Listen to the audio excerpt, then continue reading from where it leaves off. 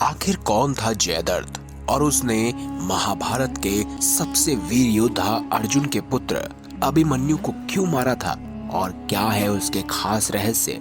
आज की इस खास वीडियो में हम आपको यही बताएंगे। आप देख रहे हैं द भक्ति। अगर अभी तक आपने हमारे चैनल को सब्सक्राइब नहीं किया तो सब्सक्राइब करें और बेल आइकन जरूर दबाएं ताकि ऐसी ही खास लेटेस्ट अपडेटेड वीडियोस आपको जानने और सुनने को मिलती रहे। तो चलिए दोस्तों शुरू करते हैं। इस वीडियो को अंत तक जरूर देखिएगा।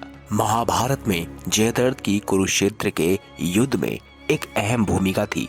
उसने कई ऐसे काम किए थे जिसके चलते उसका नाम आज तक लिया जाता है। तो आइए जानते हैं उसके संबंध में 6 खास रहस्य। दोस्तों, क्या आपको पता है कि सिंधु सभ्यता महाभारत काल में मौजूद थी। महाभारत काल में इस जगह को सिंधु देश कहते थे और इस सिंधु देश का राजा जयद्रथ था। जयद्रथ कौरवों की ओर से लड़ा था।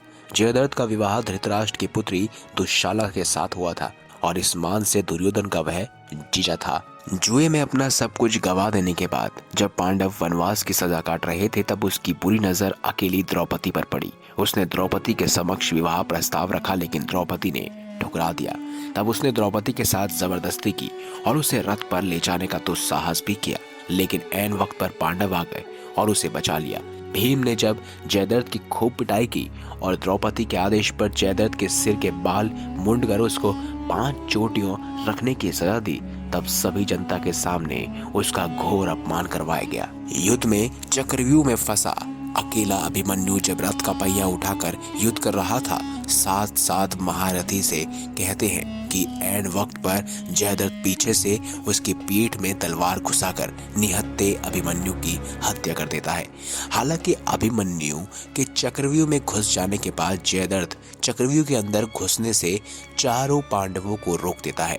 अभिमन्यु की मृत्यु का समाचार जब अर्जुन को मिलता है तो वे बेहद क्रोधित होते हैं और अपने पुत्र की मृत्यु के लिए शत्रुओं का सर्वनाश करने का फैसला करते हैं और वो एक वचन भी लेते हैं कि कल की संध्या का सूर्य ढलने के पूर्व जयद्रथ को मारने की वह शपथ लेते हैं और कहते हैं कि यदि वो ऐसा नहीं कर पाए तो खुद की चिता बनाकर उसमें भस्म हो जाएंगे।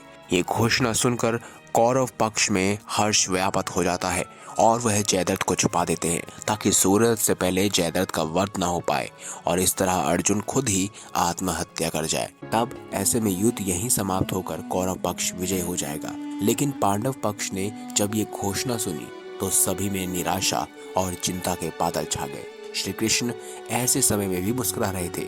दिन भर युद्ध चलता रहा लेकिन जयद्रथ कहीं नजर नहीं आया। ऐसा कहते हैं कि तब श्री कृष्ण ने माया का खेल खेला और उसी वक्त सूर्यास्त करा दिया। युद्ध भूमि में संध्या का अंधेरा छा गया। ये देखकर अर्जुन आत्मदाह के लिए चिता तैयार करने लगा। दोनों पक्ष के योद्धा ये नजारा देखने के लिए गोल घेरा बनाकर खड़े हो गए। कौरवों के चेहरे पर मुस्कुराहट थी। सभी के लिए यह एक तमाशा जैसा हो गया था और इसी बीच जिज्ञासावश छुपा हुआ जयद्रथ भी हंसते हुए यह नजारा देखने के लिए यह सोचकर बाहर निकल आया कि अब तो सूर्यास्त हो ही क्या है। जब श्री कृष्ण ने जयद्रथ को देखा तो उन्होंने अर्जुन को इशारा किया और तभी सभी ने देखा कि सूरज निकल आया है। अभी तो सूर्यास्त हुआ ही नहीं है। यह देख जयद्रथ घबरा कर भागने लगा, लेकिन अर्जुन ने उसे भागने का मौका नहीं दिया और रणभूमि में उसे मार गिराया। तो दोस्तों, यही थी जयद्रथ की कहानी। अगर आपको ये वीडियो अच्छी लगी हो तो वीडियो लाइक करें, हमारे चैनल को सब्सक्राइब करें और ज्यादा से ज्यादा शेयर अवश्य करें। धन्यवाद।